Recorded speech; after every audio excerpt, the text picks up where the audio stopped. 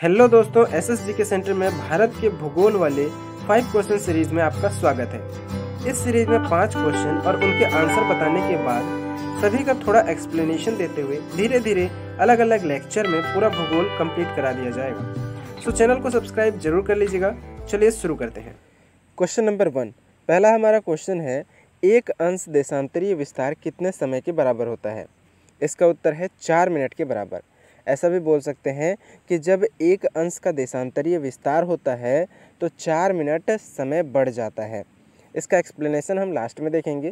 Question number 2, एक अंश अंतराल पर खींचे जाने वाले किन्हीं 2 क्रमागत अक्षांश रेखाओं के बीच की लंबाई कितनी होती है, बताइए। इसका उत्तर है 111 किलोमीटर। कैसे समांतर होते हैं वो भी एक्सप्लेनेशन में देखेंगे। क्वेश्चन नंबर 3, कौन सी रेखा विश्व में समय को निर्धारित करती है? इसका उत्तर है ग्रीनविच मानक समय रेखा, जिसे हम GMT यानी कि ग्रीनविच मीन टाइम लाइन भी कहते हैं। क्वेश्चन नंबर 4, भारतीय समय का निर्धारण किस आधार पर किया जाता है? इसका उत्तर है भारतीय मानक समय रेखा, जिसे IST लाइन या फिर इंडियन स्टैंडर्ड टाइम लाइन भी कहते हैं। भारत का समय निर्धारित करने वाला IST लाइन भारत से होकर गुजरने वाला 82.5 अंश पूर्वी देशांतर रेखा है।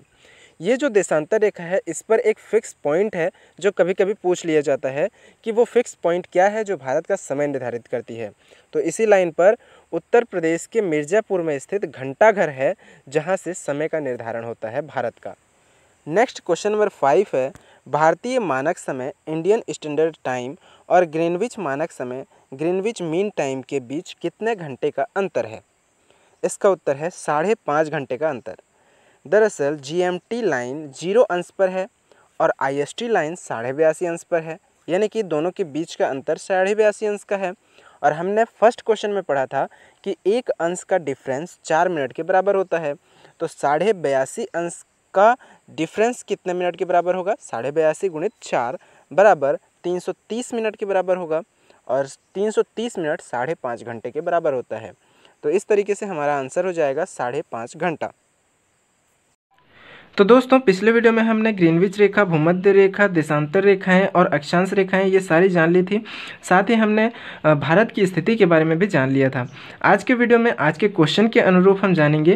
देखिए, आज के वीडियो में हमने सबसे पहला क्वेश्चन किया था कि 2 देशांतर रेखाओं के बीच जो अंतर होता है वो 1 अंश का अंतर होता है, और 1 अंश के अंतर के साथ 4 मिनट समय बढ़ जाता है। यानी कि जैसे जैसे हम इस ग्रीनविच मीन टाइम जो कि 0 अंश का देशांतर रेखा होता है, इससे आगे बढ़ेंगे तो यहाँ से एक देशांतर रेखा आगे बढ़ने पर 1 अंश का अंतर होगा, और 1 अंश के अंतर के साथ जो है 4 मिनट का भी अंतर हो जाता है।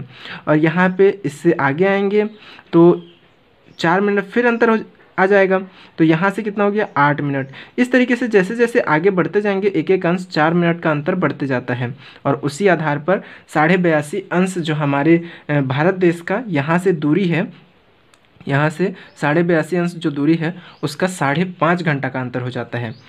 और जो ये अक्षांश रेखाएं हैं, इनके बीच की दूरी क्या है? 111 किलोमीटर है। यानी कि ये समान दूरी पर खींची हुई रेखाएं होती हैं, यानी कि ये काल्पनिक रेखाएं होती हैं, एक्चुअल में खींची नहीं रहती। पृथ्वी में कहीं रेखा आपने तो देखा नहीं होगा। तो ये जो 2 रेखाएं हैं, इनके बीच की दूरी 111 किलोमीटर होता है। यहाँ से यहाँ तक के बीच की दूरी 111 किलोमीटर होता है, और यहाँ पे भी 2 रेखाओं के बीच की दूरी जो है वो 1 अंश माना जाता है। तो दोस्तों, यही था हमारे आज के वीडियो का जो सार। बाकी आप लोगों ने एक्सप्लेनेशन लास्ट क्वेश्चन में देख ही लिया था थोड़ा बहुत, तो इससे ज़्यादा नहीं करेंगे। सो वीडियो पसंद आया हो तो लाइक शेयर सब्सक्राइब जरूर कर लीजिएगा। Thank you for watching. Take care, bye bye, जय हिंद।